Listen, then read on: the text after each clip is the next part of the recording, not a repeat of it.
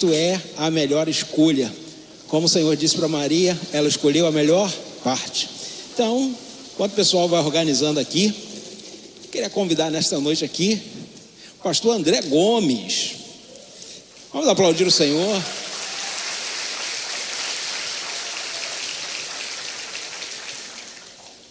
Pastor André está vindo aqui nos abençoar nesta noite. E aí, o pessoal está lá no Ministério Infantil, né? Boa noite, igreja. Amém. Bênção. Pastor André, você é uma bênção, tá? Fica à vontade aí, a casa é sua também, né? Já faz parte da vida da igreja.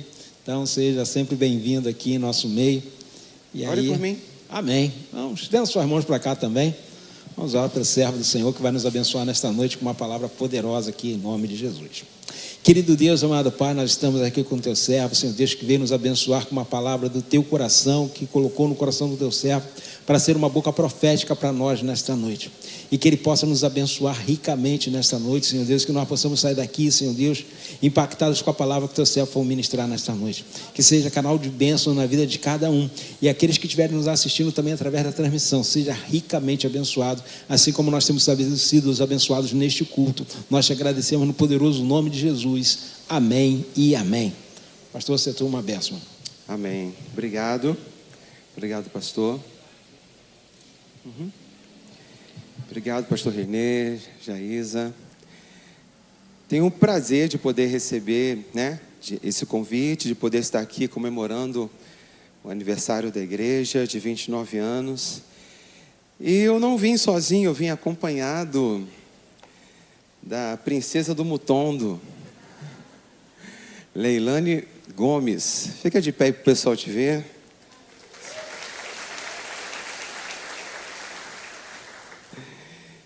Nossos 3 filhos, João, de 9 anos, Lucas, de 6 anos, e o Levi, que está com 1 ano e 8 meses. Os 3 estão ali no Geração Kids, não é? Eu gostaria nessa noite de poder compartilhar com os irmãos. Eu, quando vi o tema do ano da igreja, identifiquei muito. Tem uma palavra da parte do Senhor dentro desse assunto. E eu gostaria de compartilhar esse tema com vocês. Porque eu entendo que nós, como igreja, nós precisamos fazer escolhas. E não apenas fazer escolhas, nós precisamos estar pronto, discernindo o preço da escolha. Nós fomos chamados não apenas para estar na igreja, mas o Senhor espera que nós sejamos discípulos de Jesus. Amém? Ele espera que nós sejamos discípulos de Jesus. Mas será que nós temos o discernimento, o entendimento do preço que é ser discípulo de Jesus? Porque vemos uma cultura tão mista, um conceito de igreja tão diluído, um propósito que às vezes, em muitos contextos, parece tão distante daquilo que o Senhor realmente nos convida a viver. E sim, a gente precisa pensar sobre isso. Vamos abrir a Bíblia, abra sua Bíblia comigo, o Evangelho de Mateus, capítulo 8.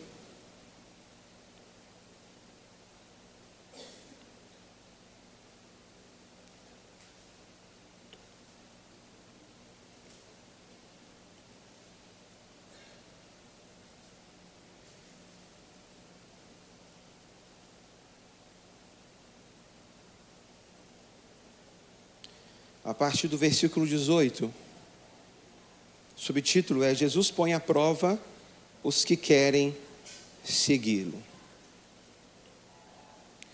O tema dessa mensagem se chama A Travessia do Discipulado.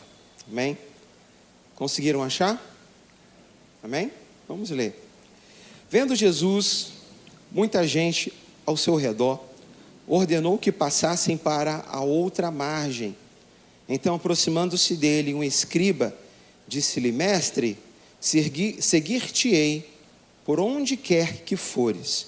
Mas Jesus lhes respondeu: as raposas têm os seus covis, e as aves do céu, ninhos, mas o Filho do Homem não tem aonde reclinar a sua cabeça. E outros dos discípulos lhe disse: Senhor, permita-me ir primeiro sepultar meu pai. Replicou-lhe, porém, Jesus: segue-me e deixe os mortos o sepultar, e deixe aos mortos o sepultar os seus próprios mortos. Amém? Que o Senhor possa ministrar o nosso coração. Essa é a referência base. E eu quero falar sobre esse contexto. Por incrível que pareça, a gente lida com uma visão muito diluída a respeito de discipulado. E eu poderia dizer que o discipulado basicamente é atravessar para a outra margem do rio. Você está num nível e Deus te convida para atravessar para uma outra margem do rio. Amém? Vira para quem está ao seu lado e diga: você precisa atravessar para outra margem do rio. Discipulado, ele é uma amizade com um propósito. Há uma perspectiva, há um propósito eterno que se manifesta através do discipulado. O Evangelho de João, capítulo 15 diz: já não vos chamo servos, porque o servo não sabe o que faz o seu senhor, mas tenho-vos chamado amigos, porque tudo quanto ouvi de meu Pai vos tenho dado a conhecer. E o discipulado, no contexto da igreja, não é uma questão de opção. Não, eu quero ser cristão, mas eu não quero ser discipulado, não é? Eu quero ser cristão, mas eu não quero ser conhecido pelos irmãos da igreja. A igreja, ela é uma família na fé. É uma família que coopera uma com a outra, para que juntos possamos crescer. Isso significa relacionamento, isso significa romper com barreiras, isso significa um nível de conexão que nós precisamos ter uns para com os outros. E discipulado sem direção, a igreja, ela adoece e morre. O discipulado faz parte do crescimento da igreja, faz parte da nossa maturidade na fé, faz parte de um processo que cada um de nós estamos vivendo, em níveis diferentes, em formatos diferentes, em conceitos diferentes. Talvez você esteja aqui, você tenha feito parte de uma outra igreja. Talvez você esteja aqui e tenha ouvido histórias a respeito do que é discipulado em outros contextos. Mas é muito bom saber que a igreja está trabalhando com o tema discipulado, porque isso traduz um DNA, traduz uma personalidade, uma compreensão clara do que a igreja entende pelo que é discipulado. E tem um poema, na verdade é uma história, um conto de Guimarães Rosa. As músicas de Marcos Telles me inspiraram a trazer essa história, esse conto, porque tem tudo a ver com a ministração. E o tema desse conto de Guimarães Rosa é O Rio e o Viajante. A história diz o seguinte: dizem que certa vez um viajante parou diante de um rio largo. No meio do sertão, do outro lado, havia uma vila, que era o seu destino. O rio era fundo, a correnteza forte, e ele pensou em desistir. Mas um velho que o observava disse: quem atravessa muda, do lado de cá você é quem era, do lado de lá você será quem precisa ser. Então o viajante entrou na água e atravessou. E quando chegou do outro lado, descobriu que o rio não havia levado nada dele, apenas o que já não precisava mais carregar. Essa citação de Guimarães Rosa complementa com uma outra frase dele que diz: o mais bonito da vida é que as pessoas ainda não foram terminadas.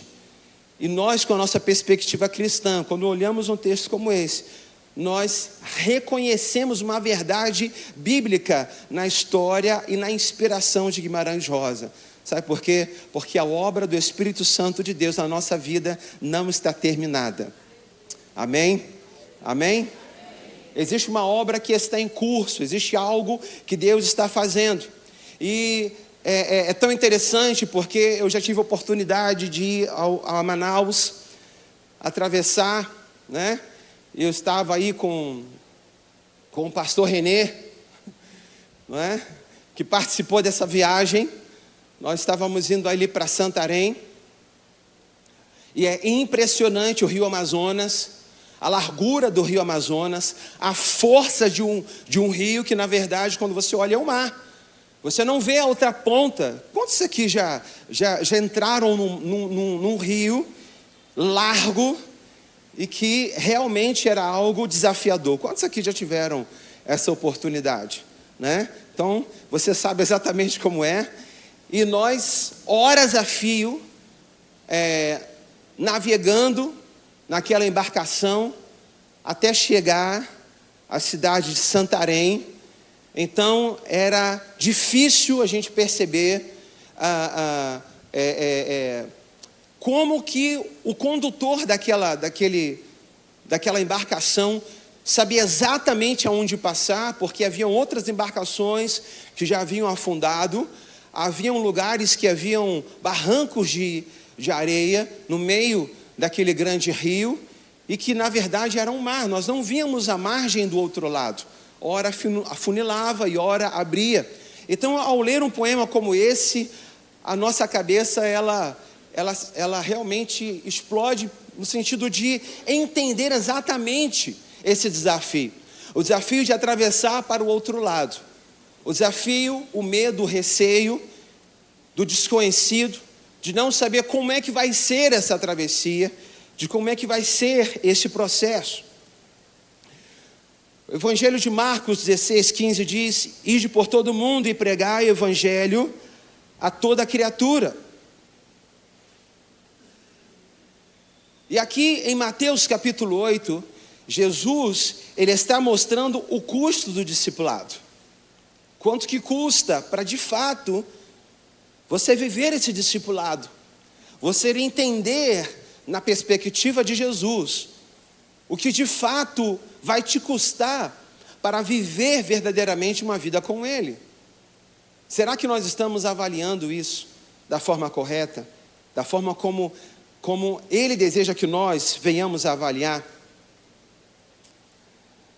E é tão interessante porque dentro do relato de Jesus, do Evangelho de Mateus capítulo 8, haviam dois homens querendo entrar no barco de Jesus. Vocês perceberam isso? Haviam dois homens querendo entrar no barco de Jesus, mas a motivação desses homens e a disposição era diferente da disposição de Jesus. E eu queria voltar com você, agora no versículo 19, volta comigo, Mateus 8, versículo 19. E aqui nós vemos a história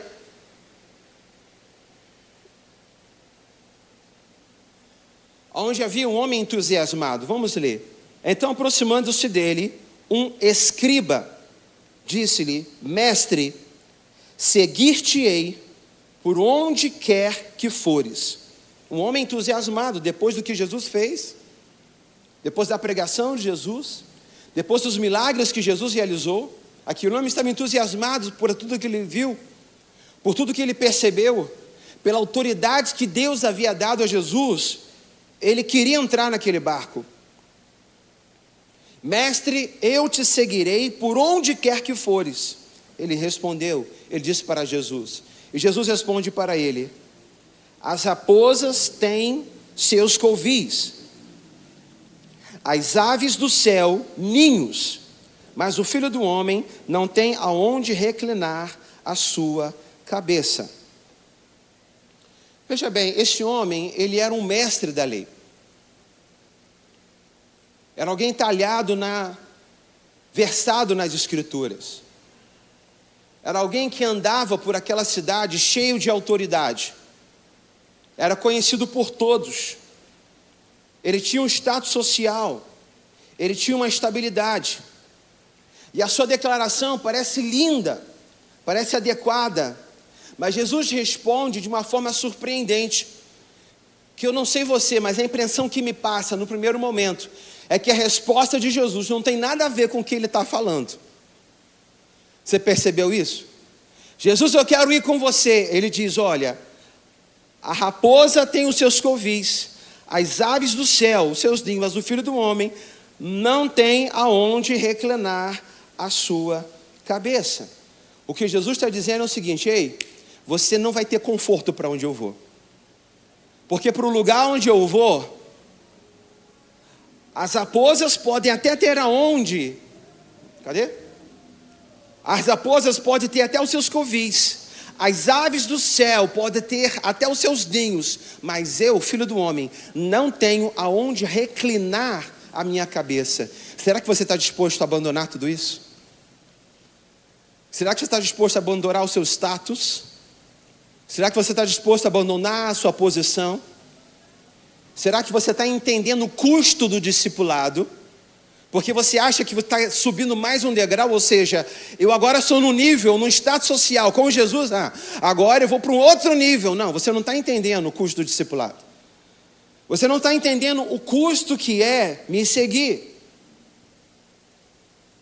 Seguir Jesus não é uma garantia de conforto. Seguir Jesus não é um caminho de segurança material ou prestígio. Nem sempre há uma previsibilidade. E Jesus está perguntando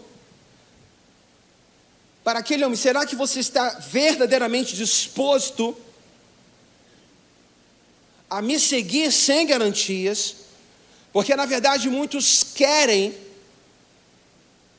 ter Jesus como mestre, mas não quer ter Jesus como Senhor. Muitos estão olhando para Jesus, estão tentando identificar o que seria interessante ou plausível para ele, ou melhor, o que eu posso me beneficiar. Veja, acabamos de celebrar a Páscoa. Jesus entrou na cidade de Jerusalém, e ao entrar na cidade de Jerusalém, Jesus foi ovacionado com cânticos e gritos de Hosana, Hosana, bendito é o que vem em nome do Senhor. Domingo Jesus entra na cidade com ramos de palmeiras no chão, os mantos estendidos, gritos, alvoroço, uma alegria absurda. No domingo, mas na sexta-feira, Jesus sai da cidade, chicoteado, sangrando, com uma cruz pesada. E eu te pergunto, o que é que mudou? O que é que mudou? O Cristo é o mesmo, a cidade era a mesma, as pessoas eram as mesmas, mas a motivação era diferente. Queriam coroar Jesus como um rei libertador de Jerusalém e da opressão de Roma. Queriam que Jesus voltasse à glória de Davi e de Salomão. Mas o tipo de governo e de reinado que Jesus tinha para apresentar era diferente. Então eles rejeitaram Jesus. E isso precisa ser para nós um lugar de reflexão. Por que nós estamos seguindo Jesus? O que nós estamos esperando de Jesus ao longo da nossa caminhada? Será que nós estamos prestes a nos decepcionar? Porque Ele não está comprometido a atender às nossas expectativas. Será que nós entendemos o custo de ser verdadeiramente um filho e uma filha, um discípulo e uma discípula de Jesus? Jesus estava estabelecendo uma medida para aquele homem. Sabe por quê? Porque Jesus já sabia que aquele homem entrando no barco, eles iriam enfrentar uma tempestade tão terrível que iria desafiar a fé de todos os discípulos. E Jesus, sabendo da tempestade que estava para acontecer, olhou para a disposição daquele homem e perguntou: será que você sabe exatamente o que você quer?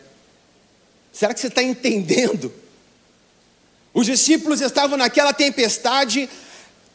O desafio para ele foi tão grande para os discípulos que eles chegaram para Jesus, despertaram Jesus e perguntou: Senhor, será que não te importa que morramos? Jesus sabia de tudo isso. Vamos continuar lendo?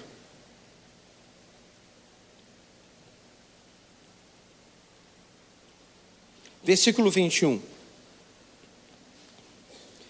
E outro dos discípulos lhe disse: Senhor, permita-me ir primeiro sepultar meu pai. Replicou-lhe, porém, Jesus: segue-me e deixe aos mortos o sepultar aos seus próprios mortos. Vamos lá. Novamente, um outro discípulo se apresenta para Jesus. Alguém que não era como o fariseu. Porque aquele homem, o escriba, ele não era um discípulo de Jesus, ele estava ali, ouvindo aquela mensagem, estava vendo a autoridade de Jesus e falou: poxa, para mim é conveniente ser discípulo de Jesus. Mas quando a gente vai para o versículo 21, a gente percebe que não é uma pessoa qualquer, é alguém que estava com ele. É um discípulo. O texto diz que um dos discípulos lhe disse. Ou seja, alguém que entendia, não era a primeira vez, não era a segunda. Era alguém que já tinha se convertido. Alguém que já estava caminhando. Alguém que estava no trilho, mas não estava tão comprometido assim. Alguém que estava negociando. Que era discípulo de Jesus, mas caminhava distante. Esse homem chega para Jesus e diz: Senhor, reconhecia Jesus como autoridade sobre ele.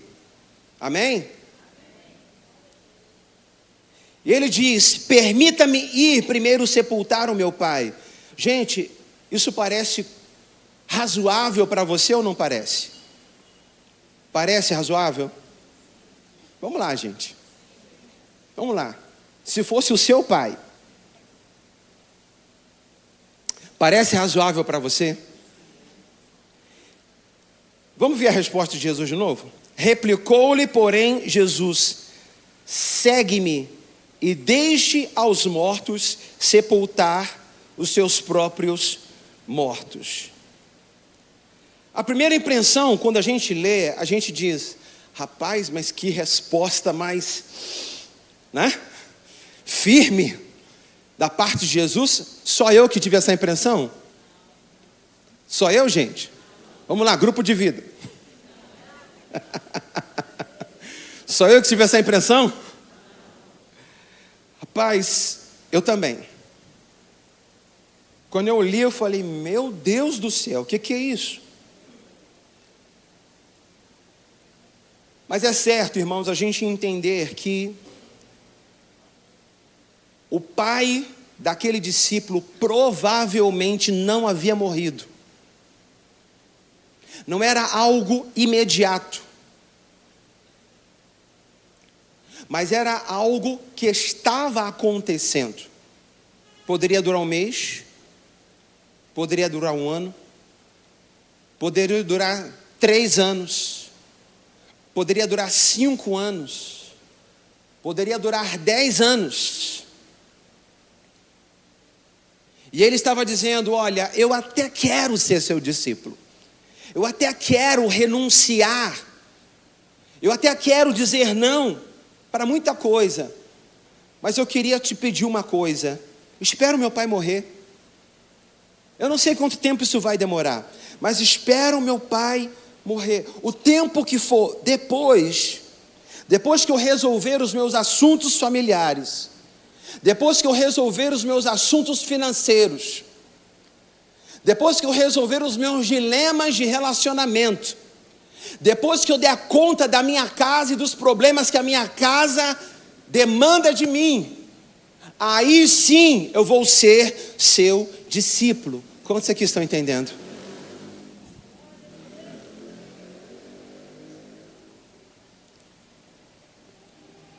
E Jesus está ensinando para aquele discípulo: ei, eu tenho pressa. Essa maneira de pensar ao homem comum, oh aleluia, essa maneira de pensar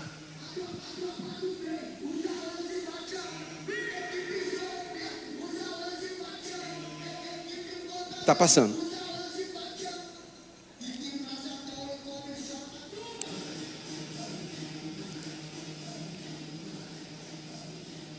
Essa maneira de pensar é uma maneira de pensar muito humana, muito natural,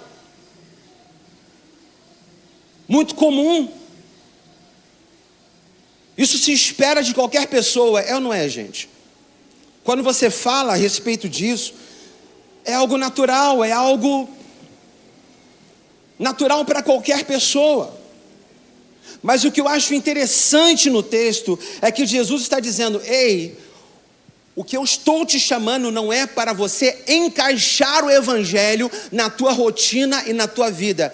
Eu estou te chamando para que você seja um discípulo. Então, o que é tua responsabilidade agora se torna minha responsabilidade. Esse jeito de viver, essa maneira de viver, deixe para que os mortos, ou seja, as pessoas comuns, aqueles que não nasceram de novo, ou seja, deixe os mortos sepultar os seus próprios mortos. Deixe as pessoas comuns, aqueles que não têm o teu entendimento, aqueles que não têm a tua visão, aqueles que não têm tido a oportunidade que você tem tido de ter uma dimensão de fé sobremodo excelente. Deixe para esses que ainda não nasceram de novo viverem a sua vida. Mas você já viu eu curar?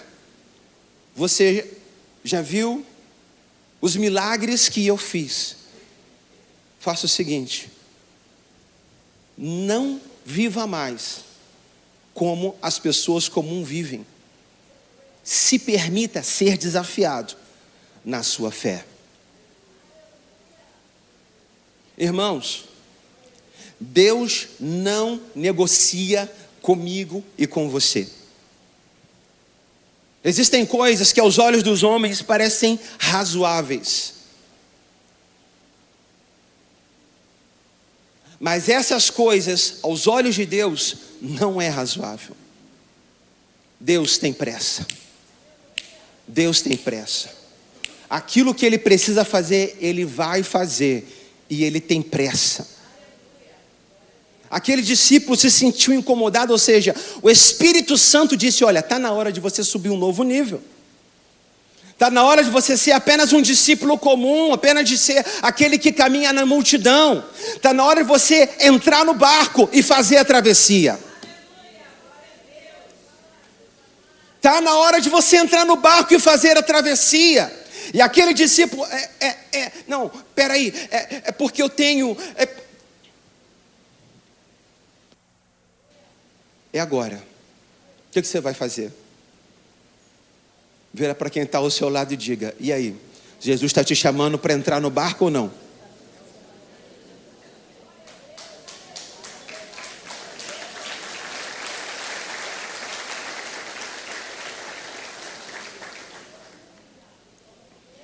Jesus afirma que o reino tem prioridade absoluta, até sobre obrigações que são legítimas, mas quando, dependendo do contexto, elas se apresentam como desculpas. E é tão impressionante porque aqueles discípulos entram no barco, lidam com um desafio terrível. desembarcam na cidade de Gadara. E tem uma música muito legal de Luiz Arcanjo, que é do Trazendo a Arca, um negão, careca, do Trazendo a Arca. Quantos sabem de quem eu estou falando, né? Ele gravou um CD chamado Samba para Deus. Samba para Deus. Esse CD deve ser de 2017, né? E uma das canções, Spotify, Deezer, YouTube Music tem, né? Uma das músicas se chama Gadara. Em Gadara é assim, ninguém se importa com os outros. Cada um vive para si, alimentando os seus porcos. São indiferentes, vivem para os seus interesses. Só querem ter, só querem ter, só querem ter, só querem ter. Alguém conhece? Só para saber. Depois entra lá.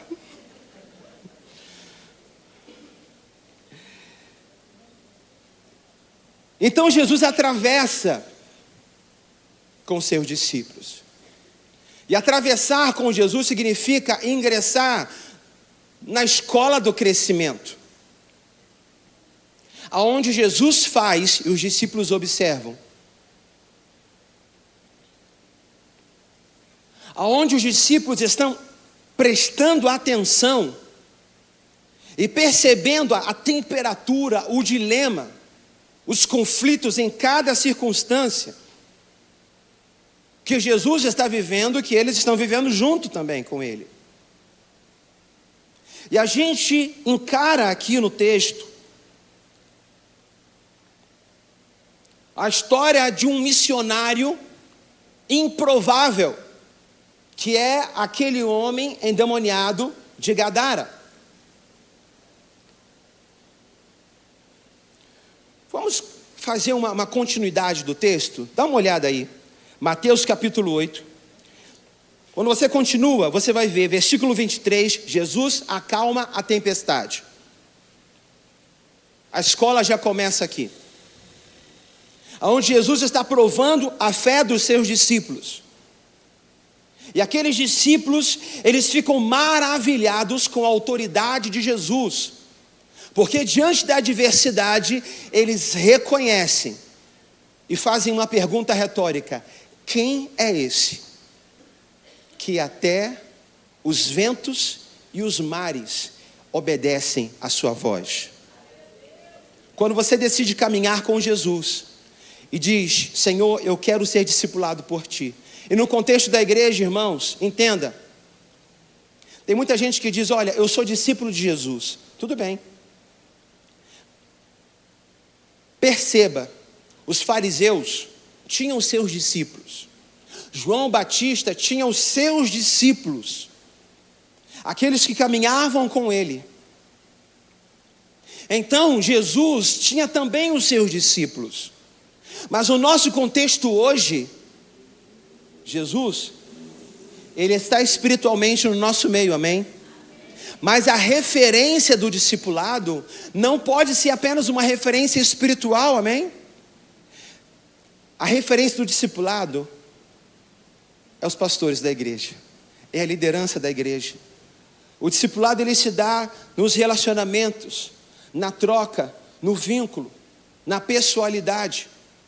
É o testemunho de uma pessoa que é transferido para outra.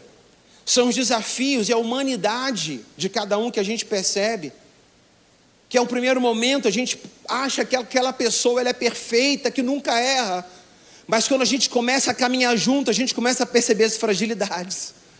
Começa a perceber as dificuldades. Começa a perceber que existe um ser humano ali por trás. Que tem medo, que tem receio, que tem sonhos, que tem expectativas da mesma forma que a gente tem. E isso é maravilhoso, irmão, sabe por quê? Porque isso mostra pra gente que é um caminho viável. Que é algo que eu também consigo fazer. Poxa, se ele conseguiu, eu também vou conseguir. Se ele conseguiu vencer esses desafios, eu também vou conseguir vencer os meus desafios. Amém? Eu acho que para complementar essa linha de raciocínio, quando a gente vai olhar as cartas de apóstolo Paulo à igreja de Corinto, a gente vai perceber que a primeira carta da igreja, a primeira carta de Paulo a Coríntios, que era uma metrópole, era uma área de muito comércio, havia muitas religiões, muita idolatria, muita prostituição, e tudo isso estava marcado também dentro da igreja, muitas coisas estavam acontecendo naquela igreja. Então a gente percebe que apóstolo Paulo corrige a igreja na primeira carta. Mas é tão lindo perceber que ele corrige, mostrando para a igreja o que a palavra está dizendo. Mas ele não apenas diz, olha, a escritura diz isso, vocês não estão vivendo isso. Ele não apenas faz isso. Sabe o que ele faz? Ele diz, sabe o que eu vou fazer? Eu percebo que vocês perderam a identidade do que é ser uma igreja verdadeiramente cristã. Eu estou exortando vocês, mas eu quero enviar um discípulo meu que tem as minhas características, que pensa como eu penso. E eu quero que esse meu discípulo, que é Timóteo, vá até a igreja, e quando ele chegar na igreja, vocês vão reaprender com ele como é caminhar, como é ser de novo a igreja como Jesus sempre pensou que a gente deveria ser. Ou seja, nós precisamos uns dos outros, nós necessitamos uns dos outros. É de extrema importância, irmão, a palavra de Deus, mas muito mais importante é entender que a palavra aponta para uma vida em comum, aponta para a mesa, o lugar de relacionamento, o lugar onde a gente abre o coração, onde a gente revela as nossas expectativas, onde a gente fala dos nossos medos, onde a gente enfrenta o desafio de que o outro possa pensar diferente. Poxa, o que fulano vai pensar de mim se eu falar isso? O que fulano vai pensar de mim se eu falar aquilo? A gente enfrenta esse desafio por quê? Por amor à palavra, para viver um evangelho verdadeiro. E apóstolo Paulo envia Timóteo para aquela igreja. Ele não envia apenas exortação, mas ele envia uma pessoa. Porque a transformação não está apenas em dizer o que é certo e errado. Sabe por quê? Tem muito bandido, tem muita gente que está aí, ó. Tem muito juiz, tem muita gente que está no mundo e sabe mais da Bíblia do que eu e você junto. É ou não é? É ou não é, gente? Esses dias eu vi um pastor falando da história de um mendigo, que o grupo foi evangelizar o mendigo tinha mestrado em teologia, hebraico, aramaico, deu uma surra de Bíblia no grupo que estava evangelizando. Por quê? Porque conhecimento bíblico por si só. Mas o que faltava para aquele mendigo? Abrir mão da sua idolatria. A idolatria do eu sei, eu posso, eu consigo. A idolatria da sua individualidade, não preciso de ninguém.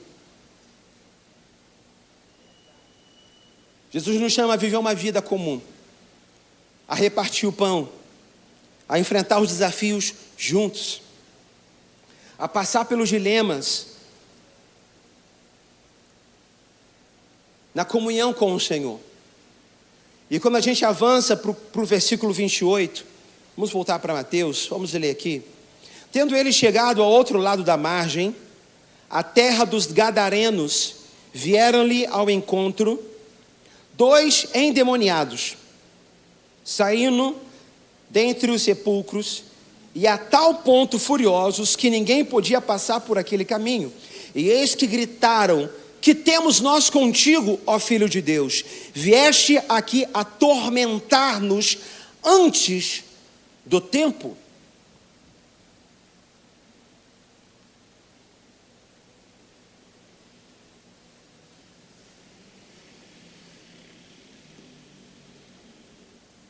Gente, isso para mim me chama muita atenção. Porque para pensar. Para pensar. Jesus está curando e libertando pessoas de um lado da margem. Escribas, discípulos e o povo reconhecem a autoridade de Deus. Jesus entra no barco com seus discípulos. Enfrenta aquela tempestade.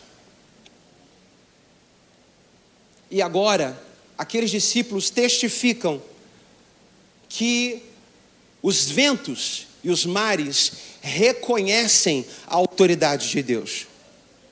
Do outro lado, em Gadara, aqueles homens endemoniados saem das covas, dos sepulcros, e eles saem desse lugar inóspito e vai como quem arrastado aos pés de Jesus, reconhecendo a autoridade de Jesus e dizendo para Jesus: que temos nós contigo, ó Filho de Deus, vieste aqui atormentar-nos antes do tempo. Eles não foram, Jesus não impôs as mãos sobre aqueles demônios, sobre aqueles homens, dizendo: está repreendido. Não, foi isso que Jesus fez. Não foi isso que Jesus fez. A autoridade de Jesus era tamanha que aqueles espíritos malignos que estavam aprisionando aquele homem, reconhecendo a autoridade de Jesus, se sujeitaram e foram na direção de Jesus. E isso é lindo, irmãos, porque eu fico imaginando, ou imagine você, aqueles discípulos aprendendo a olhar para Jesus como alguém, um homem, filho de Deus, cheio de autoridade, aonde o povo obedece, aonde a natureza obedece, e aonde agora demônios e potestades obedecem à autoridade de Jesus. Quando a gente decide ser discípulo de Jesus, Jesus mostra que qualidade de autoridade nós estamos nos sujeitando. Jesus, ele se manifesta e nos assombra para mostrar verdadeiramente com que nível de autoridade e poder nós estamos servindo, irmãos. Nós não servimos a qualquer pessoa, nós servimos ao Senhor dos Senhores. Aquele que é capaz de fazer o impossível acontecer, aquele a quem a própria natureza obedece, aquele que através do seu nome, da sua palavra, o inferno se sujeita. E essa história é para aqueles discípulos e é para nós um lugar de crescimento e aprendizado. Porque aquele homem, aleluia, aquele homem, ele sai daquele lugar de uma forma extraordinária, porque depois de libertos daqueles espíritos malignos, aqueles demônios avançam na direção dos porcos. Jesus autoriza, e eles se precipitam morro abaixo. Aquele homem se torna um grande evangelista naquela cidade. É tão impressionante porque a gente percebe nos outros evangelhos que Decápolis, ou seja, é uma região formada por 10 cidades. Aquela Decápolis foi evangelizada por aquele homem endemoniado. O testemunho daquele homem foi conhecido pelas aquelas 10 cidades. Aquele homem era a chave daquela cidade, porque todos conheciam aquele homem. Irmão, eu creio que existem chaves que precisam ser abertas na nossa cidade. E à medida que nós nos dispomos a ser instrumentos nas mãos do Senhor, meu irmão, o testemunho destes homens, eu creio que existem homens e mulheres com testemunhos assim. O seu testemunho, o testemunho desses homens e mulheres, serão suficientes para pregar o evangelho por toda essa região. Você crê? Você crê? Você crê?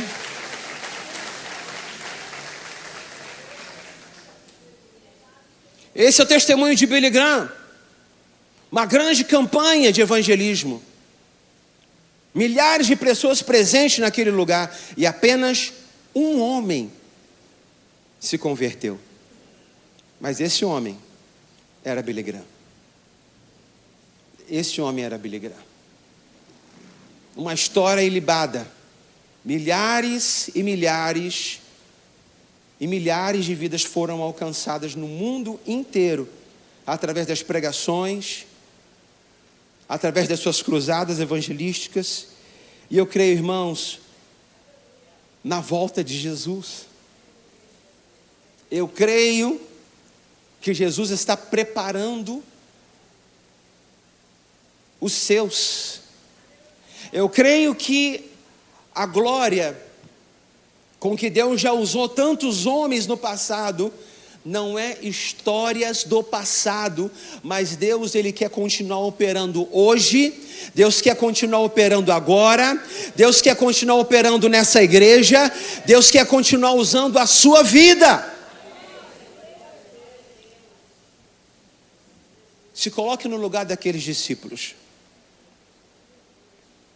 que mensuraram o custo do discipulado. A gente percebe que aquele homem gadareno liberto também queria entrar no barco de Jesus. Mas Jesus disse para aquele homem: volta para a tua casa. Isso para mim mexe comigo, irmãos. Quando a gente anda na rua, vê pessoas largadas. Já acompanhamos pessoas que não sabia mais o que fazer, porque o parente vivia na rua, vivia na miséria e não queria voltar mais para casa. Eu lembro da história de um juiz que foi para Cacolândia, no centro de São Paulo, procurar a filha dele, toda suja, imunda, raquítica, de tanto crack, as unhas, a boca. A realidade de muitas famílias. E o que eu vejo aqui é Jesus se preocupando com a casa daquele homem gadareno. Jesus vira para ele e diz: cara, volta para casa. O teu testemunho precisa escandalizar primeiro aqueles que tanto se entristeceram com você. Volta para a tua casa. Senta na mesa. Pensa no endemoniado, gente. O endemoniado sentando, comendo um pedaço de pão, bebendo um pouco de água. Uma coisa tão simples para nós, mas tão maravilhosamente escandalosa para aquela família, que já havia desistido de qualquer expectativa. Aquele discípulo foi enviado em missão, não para grandes cruzadas, não para os lugares extraordinários, não para os terminais rodoviários, ou para frentes missionárias, como existem tantas. Eu não quero aqui falar nenhuma delas. Mas Jesus chamou aquele homem para ser missionário dentro da sua própria casa, para ser missionário na sua redondeza. E é impressionante, porque os evangelhos vão mostrando que depois, quando Jesus retorna, a gente percebe que está tudo preparado, tudo pronto, tudo no ponto, só para Jesus chegar e gerar transformação, libertação e salvação. Por quê? Porque aquele homem gadareno preparou o caminho. Aquele homem gadareno preparou o caminho para que Jesus pudesse em seguida voltar, os discípulos pudessem voltar em seguida. Amém, irmãos? Vocês estão me acompanhando? Vamos avançar. Capítulo 9. Seguindo a ordem do texto. A partir do versículo 1. O texto diz: entrando Jesus num barco, passou para o outro lado e foi para a sua própria cidade. E eis que trouxeram um paralítico deitado num leito. Vendo-lhe a fé, disse ao paralítico: tem bom ânimo, filho, então estão perdoados os seus pecados. Eu quero chamar os músicos. Mas alguns escribas dizendo: este blasfema. Jesus, porém, reconhecendo-lhes os pensamentos, porque cogitais o mal no vosso coração, pois qual é mais fácil dizer: estão perdoados os seus pecados, ou dizer: levanta-te e anda? Ora, para que saibais que o Filho do Homem tem sobre a terra a autoridade para perdoar pecados. Veja de novo, Jesus manifestando a sua autoridade. Aquela cura foi para manifestar a autoridade de Jesus. Para esse fim é que essa cura foi estabelecida. Então, disse ao paralítico: levanta-te, toma o teu leito e vá para a sua casa. Vá para a sua casa. Vá para a sua casa.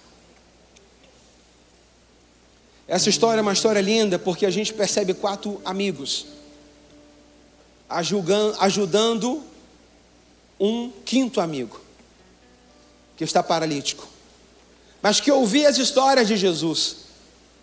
E eles tiveram uma ideia criativa de desfazer o telhado daquele lugar onde Jesus estava, amarrar o seu amigo em uma maca improvisada e descer por dentro daquela casa. Jesus viu a fé daqueles homens. E isso me chama a atenção, porque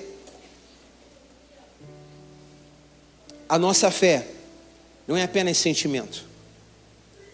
A nossa fé não é apenas palavras da boca para fora. Você precisa se arriscar. Você precisa se arriscar.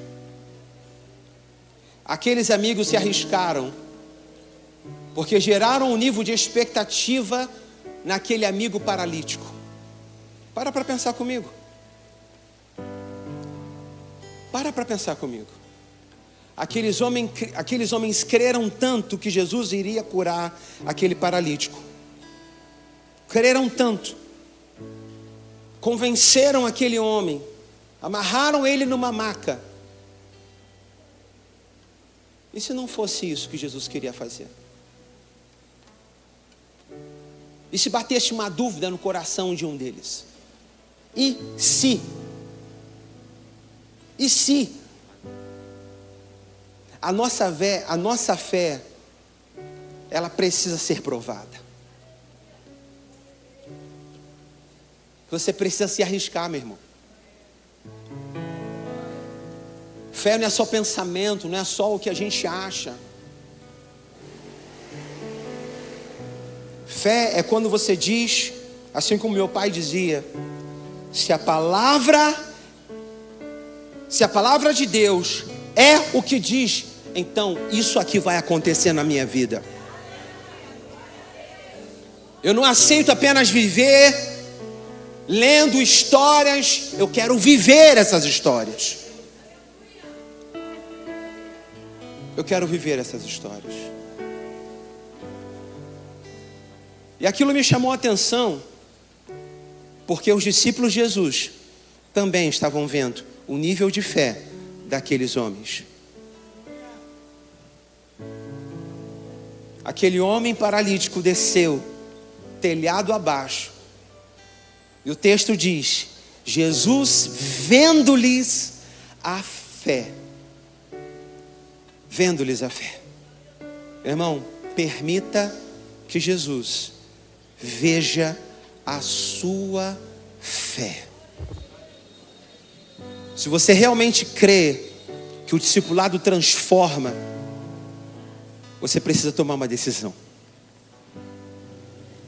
Se você realmente crê que Jesus opera milagres, você precisa tomar uma decisão.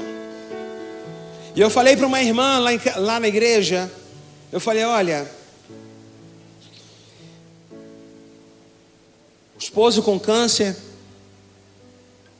estado terminal. Eu falei para ele: minha irmã,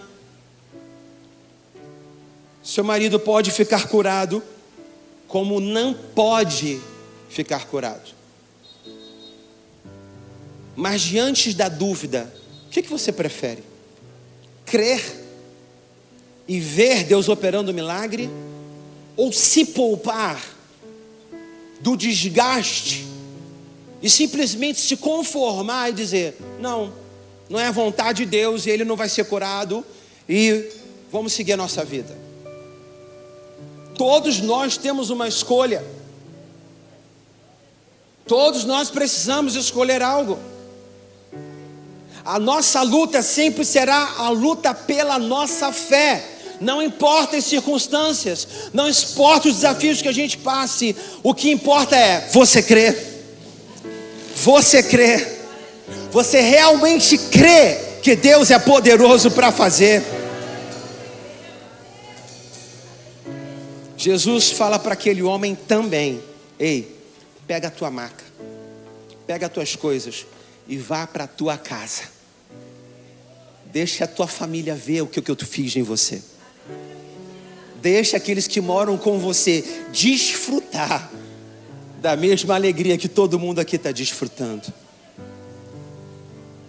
Meu irmão, eu não sei o que Deus tem te pedido. Eu não sei o que Deus tem esperado de você. Mas uma coisa eu sei: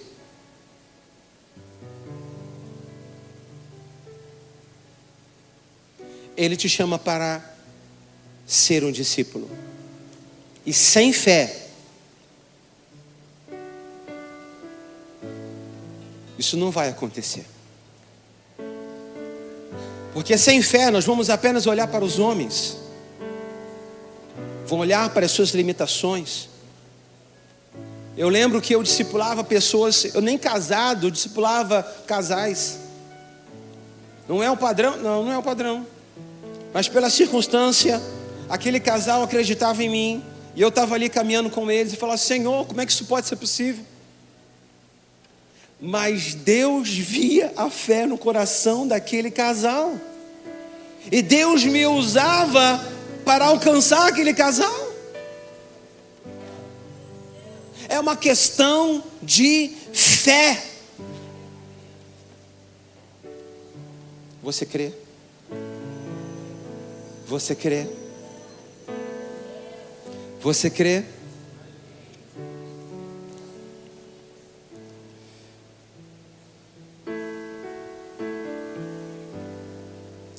Feche seus olhos.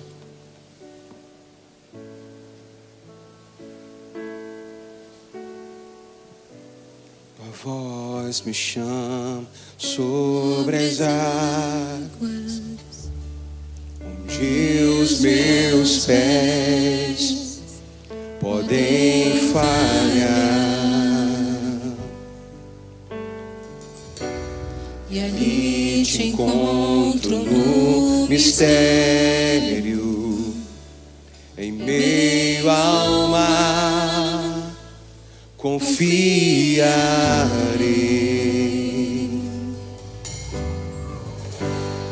Ao teu nome clamarei,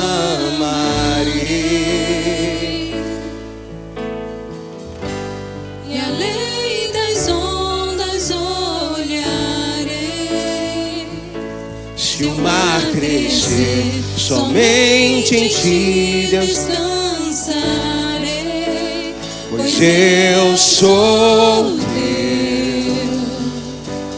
e tu és meu.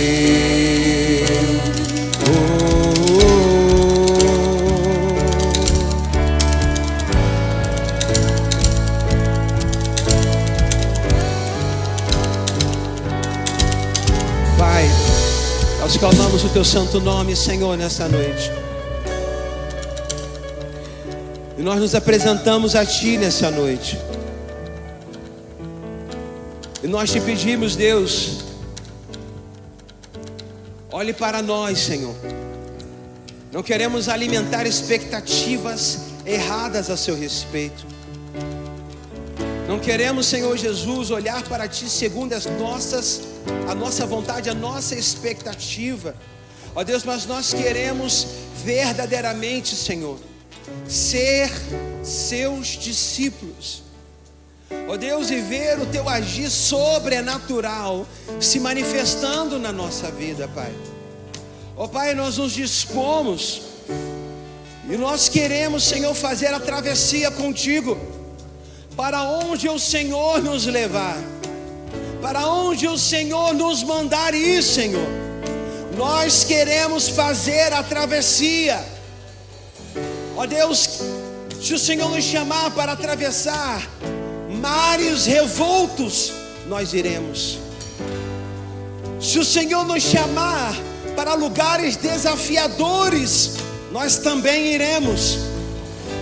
Mas se o Senhor nos chamar para proclamar o teu testemunho dentro da nossa casa, nós também estamos dispostos para ir.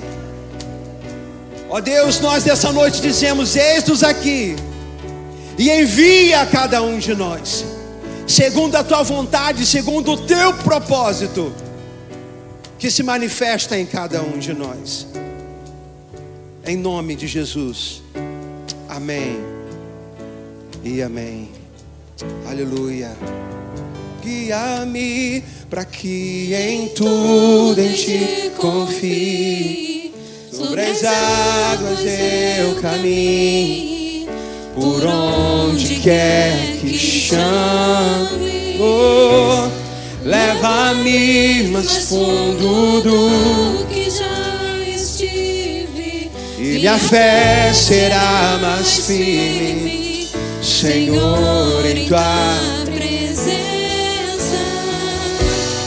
guia-me para que em tudo em ti confie, sobre as águas eu caminho, por onde quer que chame.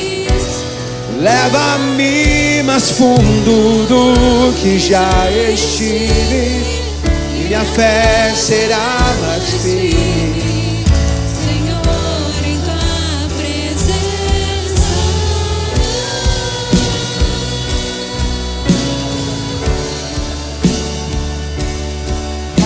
Aleluia, louvado seja o nome do Senhor.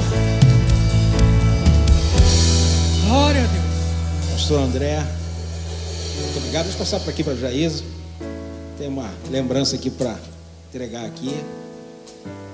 Amém. Glória a Deus. Boa noite, Pai do Senhor, igreja. Que palavra, que bênção, que possamos receber essa palavra e durante toda a semana, né, ficar meditando o que Aleluia. foi falado aqui. Porque que palavra abençoadora, né? Que sejamos discípulos, né, ao Senhor. Pastor, é com grande prazer que a gente sempre recebe o Senhor, porque a igreja de Nova Vida do Catarina é filha Aleluia. da igreja de Nova Vida do Alcântara. Glória a Da Deus. onde vem o pastor André, né, amor?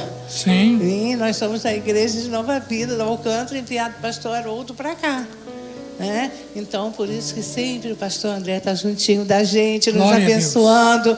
E vem toda vez que é solicitado, ele vem com todo prazer, né, pastor? Muito obrigada, Leilane, também, com carinho de estar aqui com a gente. Deus abençoe. Aleluia. Receba, pastor, uma lembrancinha que é de todo o coração, viu? Deus abençoe o senhor. Obrigado. Glória a Deus. Obrigado. Obrigado, viu, pastor? Glória Muito a Deus. Obrigado. Amém. Obrigado. Agora também de manhã nós viemos e o pastor Jorge ministrou a ceia, né? Então o nosso pastor Jorge que socorre a gente a todos os instantes. Socorro, pastor, pode levar a palavra hoje. Apesar de haver uma escala, né? Mas às vezes falta alguém e o pastor está sempre disposto a estar aqui Graças junto com a a Deus. gente. Que o senhor receba aí com carinho. Muito obrigado pelo teu amor, pelo seu se doar, viu? Glória a Deus. Agora, já que eu estou fazendo as entregas, vou entregar para uma pessoa muito especial para mim, né, que se doou muitos anos pela igreja e continua ainda se doando. O meu querido esposo, pastor Renê. Amém. Glória a Deus. Receba uma lembrancinha da igreja, dos 29 anos da igreja, viu? Deus Amém. abençoe. Esposa amada, querida, graças a Deus. Deus é bom. Sim. Vamos orar. Agradecer ao pastor André, você que veio aqui, e todos também, que você possa ser cheio do Espírito Santo, ao voltar para a sua casa, cheio do Espírito Santo, e queremos, aprove ao Senhor, para que sejamos cheios da glória e graça do Senhor. Amém. Glória a Deus. Dê uma salva de palmas para o Senhor. Aleluia. Glória a Deus. Agora vamos orar para que você venha ser cheio do Espírito Santo e ir para as suas casas. Aleluia. Glória a Deus. Nosso Deus e Pai, muito obrigado por este culto, pela Tua palavra, pelo Teus ensinamentos, que possamos voltar outras vezes, cheios da Tua presença. Teu reino, o poder e a glória, fica conosco, em nome de Jesus. Amém e amém. Glória a Deus. Deus abençoe, rica e poderosamente.